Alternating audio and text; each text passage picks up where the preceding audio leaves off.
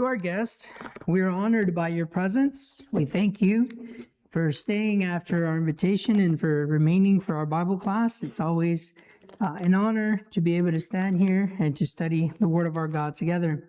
To our friends, members of the Lord's Church, members of this congregation, thank you for being here as well tonight. And as we now get back into our Bible study for tonight, we have been seeing for the past several weeks Proverbs chapter 10. Proverbs chapter 10, and we've been noticing there in verses 6 through 14 that wise communication does what to a community?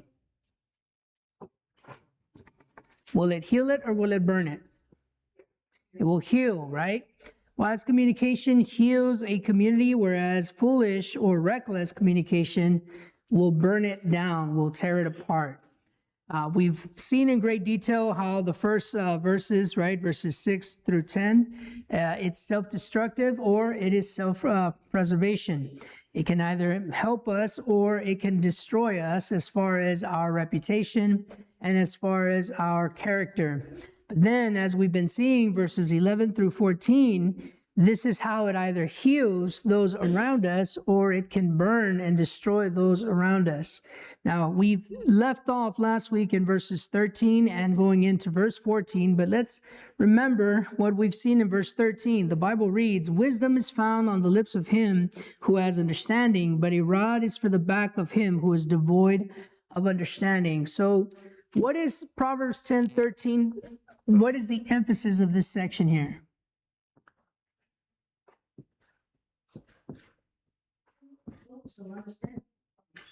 Okay. So what we're seeing, right, is exhibits of wisdom or folly, right? What's an exhibit? What's an exhibit? I'm sorry? Like a display, right? So when a person has an exhibit, they're showing or they're displaying their achievements, right?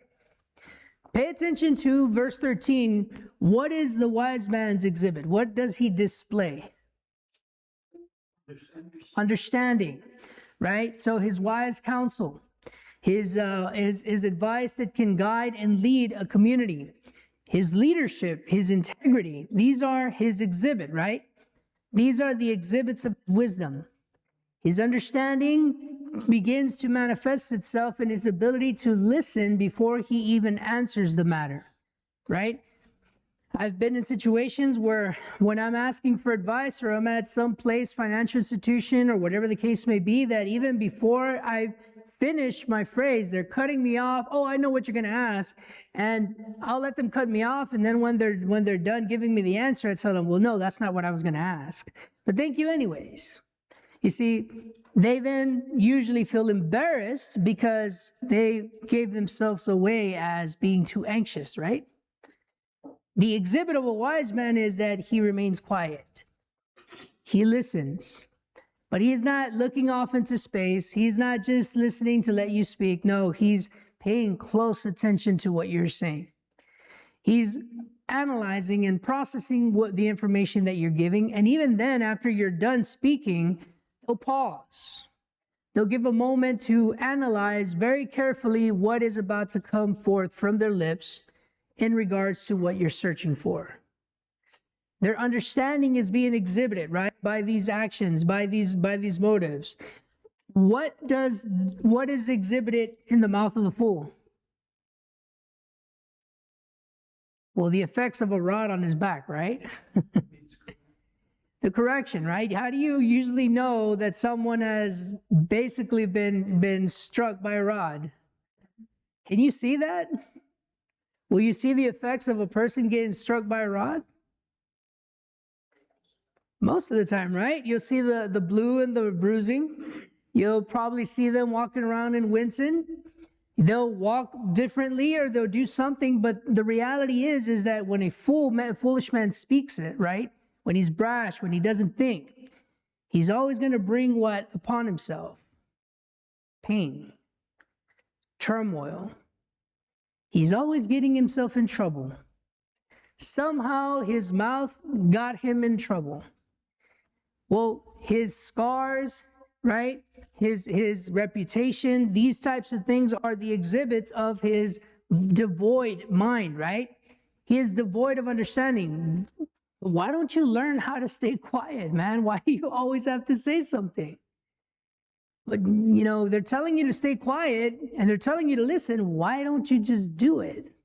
Why do you have to keep egging it on, right? We see these types of consequences, and we see that people like this are always having people against them, right? There's always someone that is not going to have the patience, and they're very much going to react. They're always going to find themselves in hot water. They're always going to find themselves in need of being corrected or in need of being reproved by those around them. These are not people that are usually invited to dinner, right? These are not people that we would invite into our homes because they don't know how to stay quiet. They have no prudence. They have no discretion. And because of this, they isolate people away from them, right? That rod of correction can be in the sense of, a group of people are having a conversation. All of a sudden they see the person who doesn't know how to be discreet approaching them. They're like, hey, shh. Can we help you? Right? Notice that is like a rod to a person's back, isn't it? To know that your appearance and your presence is what makes people all of a sudden shut their conversation down. It may not even be something important, but yet they will still shut it down, because you are known as someone with loose lips. You are known as someone, right, who cannot keep things to himself or to herself. So the rod is for the back of him who is devoid of understanding. And as we go into now verse 14, the Bible reads, wise people store up knowledge, but the mouth of the foolish is near destruction. So remember, we're talking about exhibits, right? So now we see in verse 14 why the wise man, right, holds on to this wisdom. Notice that what we see in verse 14 is self-preservation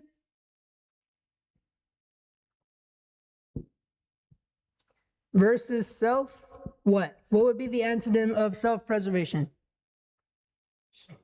Self-destruction, right?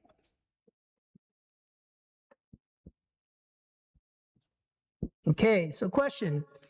According to Proverbs 10:14, what leads to preservation? What allows us to be able to self-preserve?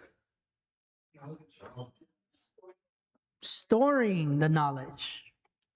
Storing the knowledge, okay? Well,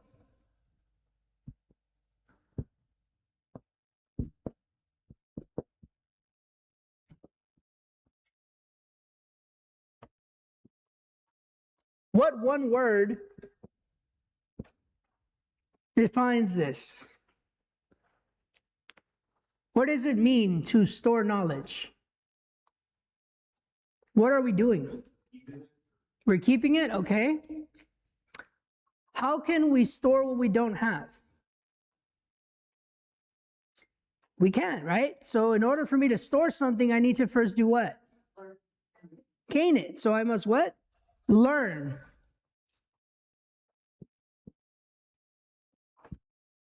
So what does the wise man do? The wise man learns. The wise man studies. The wise man pays attention. He stores up knowledge. My father comes to my mind as I'm presenting this, because my dad is always observing everything. Always. And anything that he's observing, whether it's the birds that he feeds, whether it's the squirrel that he trained and put it on his shoulder, whether it's the flowers that his green thumb has brought up, he's always finding ways of how it shows the magnificence of God. And it's amazing because everything that he's looking at and everything that he's observing, it's with the purpose. He's not just admiring its beauty. He's not just looking at art for art's sake, but he's looking at it with a deeper meaning. He's looking at it with a purpose of what can I learn about God by watching this beautiful creation that he has given me. You see, a wise man is always learning. A man who is wise never stops being a student. The moment we believe that we can no longer learn, the moment that we believe that there is nothing left for me to learn because I have achieved the God mindset, well, now I'm in the self-destructive territory, aren't I? You see, you've heard me say this before, and I will say it again. Even if I were to one day be blessed to serve as an elder, I am still a student. I still can grow as an elder. I still can learn as an elder. I still can move forward as an elder. Because of the fact that I'm here alive, God is telling me you still have more to learn. There's no embarrassment in knowing that I'm always going to be ignorant in something. But just because I don't know something, well, that gives me the unique opportunity of, oh, there's something more I can learn. There's something more I can study. I can still grow, right? Self-preservation is found in the fact that the wise people, and pay attention to that, right? It's not just the wise person, it's a wise people. So if I were to say the following expression, cradle of wisdom, what people do we think about? I can help you who we don't think about, the United States of America, right? We're not known as the cradle of wisdom. But who was known as the cradle of wisdom? You may want to say the Greeks, but it's actually the Egyptians. The Egyptians were known as the cradle of wisdom. Do you know why? Because they were always learning. They were always experimenting. Their fascination with the body. They were the first ones to actually find a way to perform brain surgery, the first type of brain surgery known in human history, right? It's a bit rustic, it was a bit rough, but they knew how to pull the brain out through the nose. They knew how to embalm bodies. They learned how to preserve bodies, so much so that the mummies that we have are millennia old, and yet they are still preserved. See, the Greeks and the Egyptians shared that in common. The Greeks, right? They're known for their philosophy. But what made their philosophy so famous was that they never got tired of asking questions. Aristotle is said to have said once, question everything. Question even what you think you know, because you will always find that you don't know what you know. Question everything. The way that Aristotle, according to his students, would teach them is by questions. They would give him an answer, and then he would ask them more questions about the answer they provided them. He provoked them to think. Storing knowledge, brethren, is important. I may not know why I need to know algebra now, but one day along the line, I'm going to realize, oh, wait a minute, I learned about a formula like this. What if I were to use this formula here?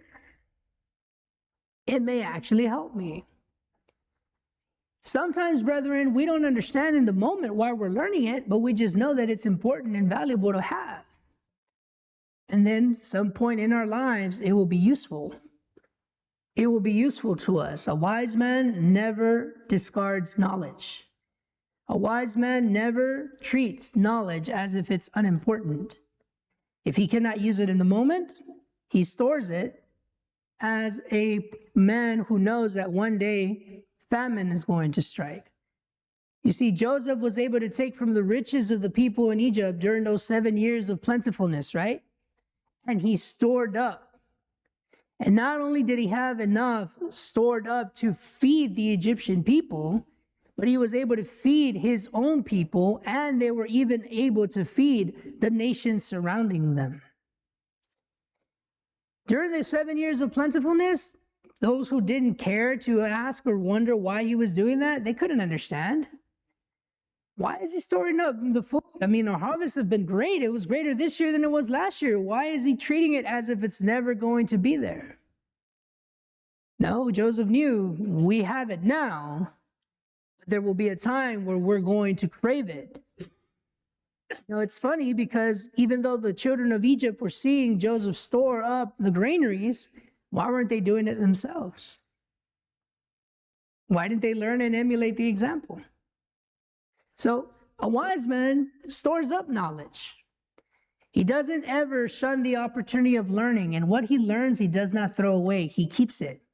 He holds on to it because he knows that one day that piece of knowledge that he has in the back of his mind will be useful to him, whether it's in giving someone advice, whether it's in giving someone guidance, or whether using it himself.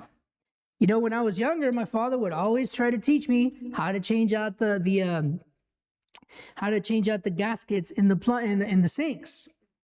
And he would always tell me, I know this seems insignificant, Obed, but one day you're going to thank me. When I was in my home in Houston, there was a leak.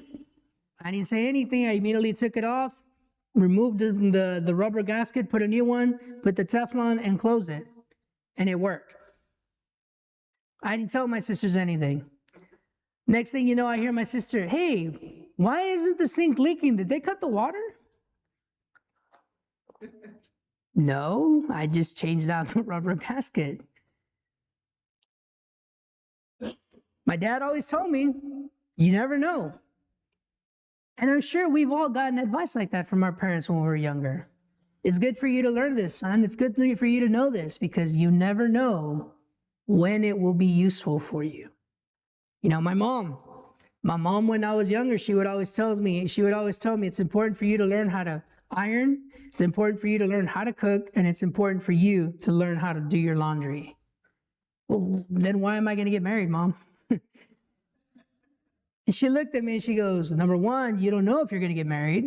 So you're going to be wrinkled, you're going to stink, and you're not going to be able to eat because you're not sure you're going to marry. And number two, chances are, if you're not wise in your selection, you're going to choose a woman who doesn't do any of those things. But even if you do choose a wise woman and a diligent woman who does, it isn't right for you to always put it all on her because the two shall be one. Well, for the most part of my life, as you all here at Southeast know, I was not married. And I am very glad to say I didn't stink. I wasn't wrinkled. And as you can tell, I was able to cook.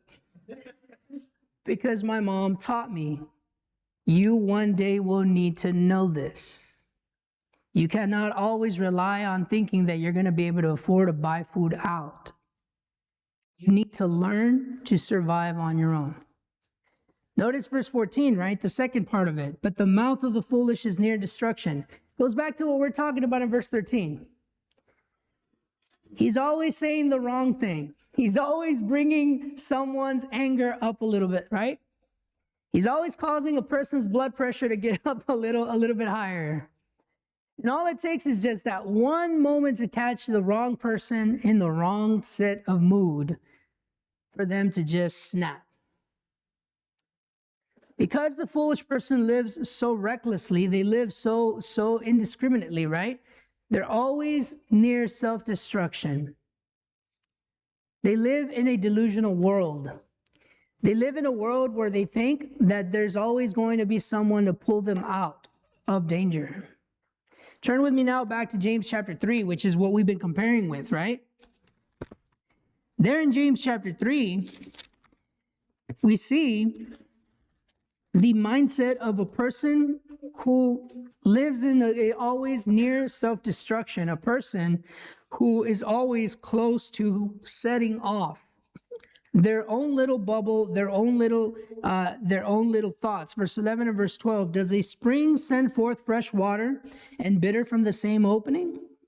Can a fig tree, my brethren, bear olives, or a grapevine bear figs? Thus no spring yields both salt water and fresh. A person who is always near self-destruction, they think they can make it work. They believe that here, James got it wrong. They think that they can curse man who was made in the image of God and bless God, and that God will hear their voices. Earlier today, those of us, who were together, well, we noticed that. We noticed that. And it's interesting when we're in an area where people think that God is hearing them. And I'm going to be honest, and I can only speak for myself, I couldn't help but feel pity for them. I could not help but feel pity for them, because in my mind, I was like, but God doesn't approve of this.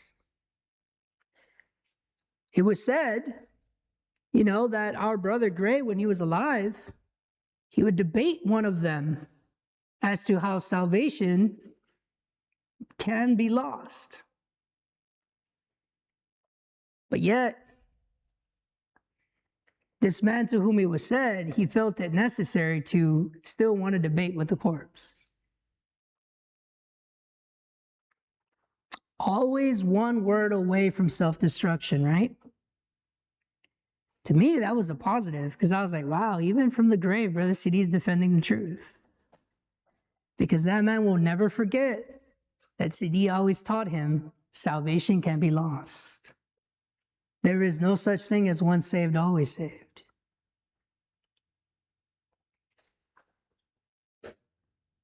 When we reject wisdom, when we choose not to accept the reality of our situation, when we don't want to believe that a spring cannot bring forth salt water and fresh water simultaneously, when we think that we can fuse two things that do not fuse together, that we're going to be the exception, that I'm the one who's going to finally defy the odds, I'm the one who will actually make this work. Think about the false teachers, think about the false prophets. There's one here in our town of San Antonio who was convinced and is still convinced that they would be the ones to finally convince everyone that their false doctrine is not false. When I would present, well, this argument you're bringing was made back in the 1600s. This argument you're bringing was made during the first century. This argument you're bringing, there's nothing new under the sun, my friend. No, but they presented it differently. I actually have it accurately. I'm still waiting for the accuracy. They don't store knowledge. They throw it away. They get rid of it. And then comes the day when they need it and they can't find it, right? They don't know where to find it. They don't know where to go. When we go to the book of Ezekiel, notice how God there in the book of Ezekiel, he warned them before the destruction of the temple in Jerusalem. God warns the people there who were in captivity that this was actually going to happen. You go with me to Ezekiel chapter 11.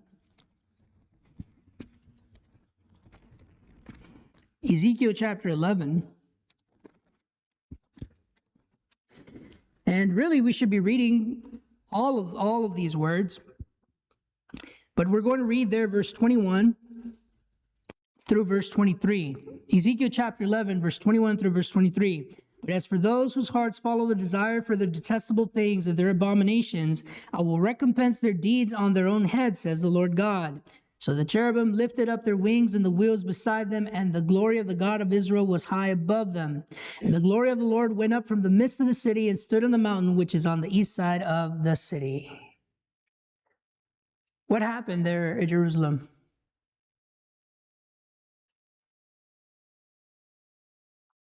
God left his people. God left his home.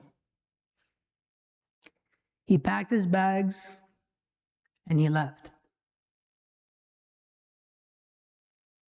Notice whom he left. Verse 21, but for those whose hearts follow the desire for their detestable things, the unfaithful, the persistent cheating wife, he left her. Mind you, centuries had happened of continuous cheating taking place, right? The reason they ended up in Babylonian captivity was because, well, you want idols? I'll give you idols. And for 70 years, they came to detest idols from having so many of them. But they provoked the God of Israel to leave Israel. The house that had been dedicated by Solomon to him, the glory of God no longer dwelt there. They were always one detestable action away from self-destruction. Because what follows after God leaves these people behind is that Nebuchadnezzar arrives for a second time and he destroys the temple. He takes away all of the treasures from inside of it. He takes away more inhabitants from Jerusalem to Babylon. And then finally, on the third and final wave, the temple is burned down to the ground. The walls of Jerusalem are broken. The gold and the bronze and all the precious metals are stripped off the walls. And yes, according to what we have as far as historical evidence, this is very likely when the Ark of the Covenant disappeared. This is when the Ark of the Covenant, which was held in such high esteem, and it was for the children of Israel, the symbol of God being with them, this is when they lost that magnificent covenant, that Ark of the Covenant, to never see it again. If we don't learn to be wise in our communication, if we don't learn to store up knowledge, or we don't learn the value of holding on to what we've learned, we will find ourselves needing it and not having it at our hands. This is like a hunter not taking arrows in his quiver, and when he is confronted by a fierce beast out in the field, he's looking for an arrow. He has the bow, but he has no arrow. And panic sets in because here is this fierce beast ready to attack, and I have nothing to defend myself against it. What is that old saying? It's better to have it and not need it than to need it and not have it. Okay, I have the bow. I don't need the arrows. I can always grab a stick and make an arrow right there and shoot it. That's the same as believing that a spring can bring forth salt water and fresh water at the same time. It's to be delusional, right? Matthew chapter 25. What was the thought process of the foolish virgins? They had their lamps, they had the wick, they had the fire, right? They had the oil. But why were they foolish? Because they had more time. We have enough. He won't be here that late. We probably won't even need to use it. What did the wise virgins do? Just in case he takes longer than usual, we're ready. We're prepared so that we will not be caught unprepared.